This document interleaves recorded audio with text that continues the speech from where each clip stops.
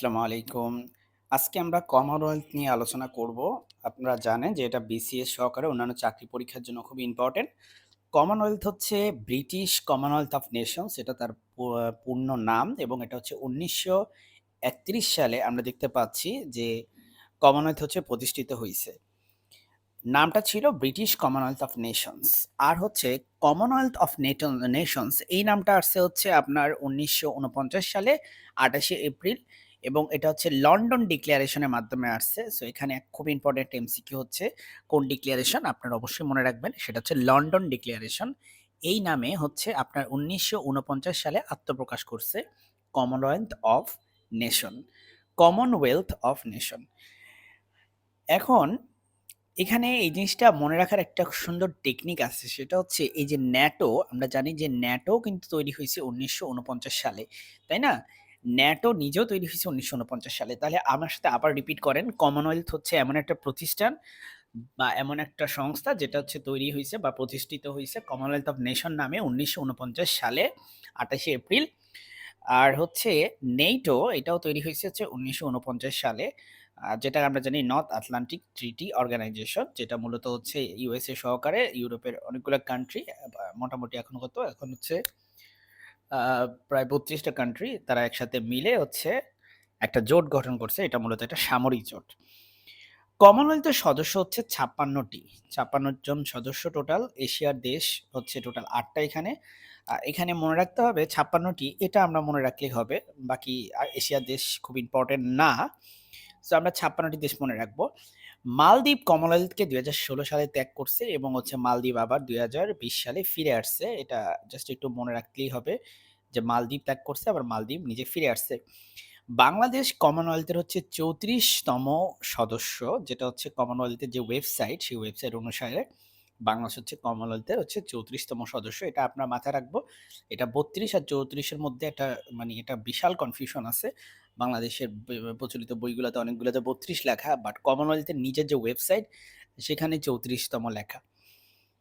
তারপরে আপনারা জানেন যে কলোনিয়াল যে মাস্টাররা ছিল, যারা হচ্ছে মূলত কলোনাইজেশনের প্রভু আমরা যাদেরকে বলবো, তারা হচ্ছে UK, France, Spain, Portugal, Netherland. এর মধ্যে ইউকে এবং ফ্রান্স এরা হচ্ছে সবচেয়ে বেশি ম্যাসাকার করছে।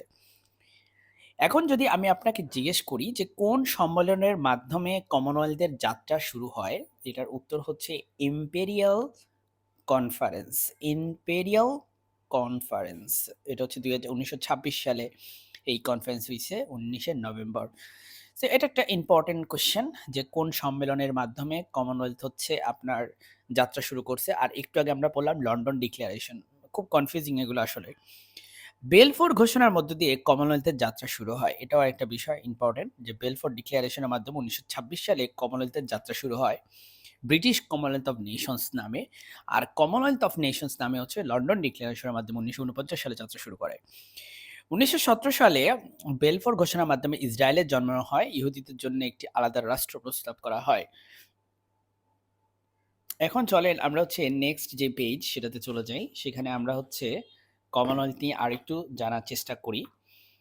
কমনওয়েলথ হচ্ছে এটিকে ব্রিটিশদের ফ্যামিলি নেশন বলা হয়। মানে ব্রিটিশরা যেহেতু কমনওয়েলথ প্রতিষ্ঠা করছেই, তারা আগে যেই জায়গাগুলোতে তারা হচ্ছে শাসন করত, সেই দেশগুলাকে কানেক্ট করার জন্য। সো বলতে পারেন যে এক ধরনের দায়বদ্ধতা থেকে তাদের সাথে কানেকশনের জন্য।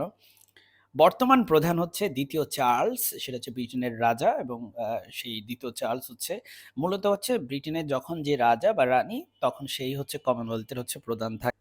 এরপরে আমরা আলোচনা করব যে কমনওয়েলথের সদর দপ্তর কোথায়, এবং এটা খুব ইম্পর্টেন্ট একটা কোয়েশ্চেন। কমনওয়েলথের সদর দপ্তর হচ্ছে মালবোরো হাউস, এবং যেটা হচ্ছে লন্ডনে অবস্থিত। আপনারা এভাবে মনে রাখতে পারেন যে মালবোরো নামক সিগারেট সেটা হচ্ছে মানুষজন খায়। সো মালবোরো হাউস সিগারেট সেটা হচ্ছে লন্ডন, এভাবে মনে রাখতে পারেন। যাই হোক, আমি এভাবে মনে রাখি।